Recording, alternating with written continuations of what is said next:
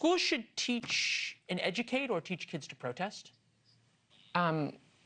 Schools should and do teach kids about our constitutional rights, which thousands of students across the country are exercising, just like they did in the 1960s, just like they did after the Marjory Stoneman Douglas shootings, where thousands of kids across the country marched out of their high schools to protest that they were not safe in their schools and that we needed to pass gun safety laws. All good points.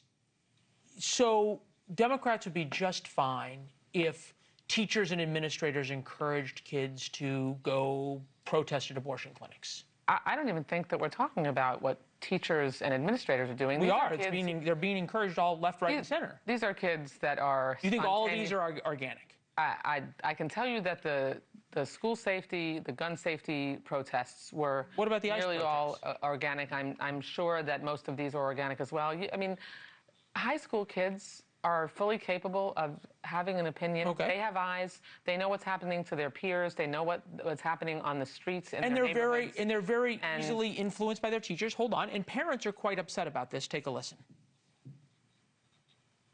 ICE protests turn into violence. Just about every single one of them. They are so violent. I'm scared for my own safety. This is my daughter's middle school.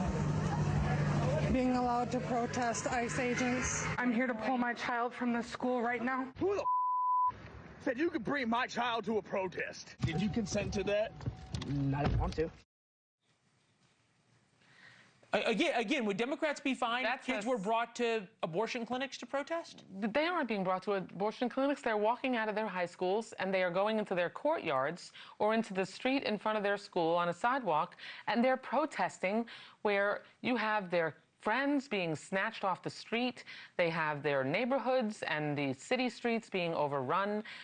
This is the kind of trouble that John Lewis, my late former colleague, called good trouble, necessary trouble. These are kids who are protesting that you have ICE who are... We all know what they're protesting. We didn't have ICE. That we all know what they're protesting. I'm asking whether teachers and administrators at should churches, encourage hospitals, protesting. I think that if students decide that they are going to exercise their constitutional right to protest, that there are obviously consequences that schools can levy, but those are decisions that I think look, these kids are So smart. in your home state of Florida, Tampa Bay Times, student protests must not disrupt class. Hard to imagine we have to say that. Florida Education Commissioner warns against student ICE protests. Brevard Public Schools warns of disciplinary action for student walkouts amid nationwide ICE protests. There's almost no change that has happened in this country that didn't result from protests and that didn't result from young people. Yes, that is absolutely what we're talking about. I think that kids who decide that they feel so strongly that their peers should not be snatched out of classrooms, that there shouldn't be enforcement actions outside their schools or outside hospitals. We understand what they're protesting, outside churches. There's a reason children are in school, which is to learn because they're not 18 yet. They don't have. They are not of legal age to make their own decisions. Roosevelt High School in Illinois. Math. Lincoln High School in Tallahassee. 6% of kids can read at grade level at Roosevelt High School. Reading, 4% passed at least one AP exam, only 12%. And you know how is it responsible to say to those children, oh, by the way, go protest? Or encourage you are like crossing way over into the notion that these are all, they're not spontaneous, that they're being encouraged by adults. They are. The teachers union tweeted about it. A teachers union tweeted about it. Chicago. In 2018, there were spontaneous protests all across this country after 15 children and 2 adults were killed by a former student, and gun safety was their priority. And you know what?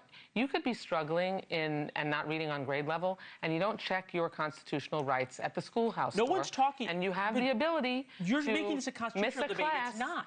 It's not a constitutional debate. It's about whether educators, whether taxpayer-paid teachers and administrators should be encouraging kids, as they are in these cases, to go protest. And if Democrats would feel the same way if they were encouraging kids to go protest conservative. I think if kids, students, believe that their rights and the rights of their fellow students are being violated. There are people being shot to death on our streets by our own government. It's a stretch, but okay. No, that's what's happened. In Minneapolis, there are 2 people who were murdered by ICE agents who were doing nothing more than protesting. We'll debate murdered, but so there are being people who making sure that kids have the ability to express their opinion, and it is a completely understandable opinion because ICE is out of control. So you think so? You're saying the opinion justifies the actions. I get it. We got to run. It's always good to see you, ma'am. Thank you very much. Thank you. Thank you for watching. Subscribe below and download our NewsNation app right now on your phone, and you will get fact-based, unbiased news for all Americans.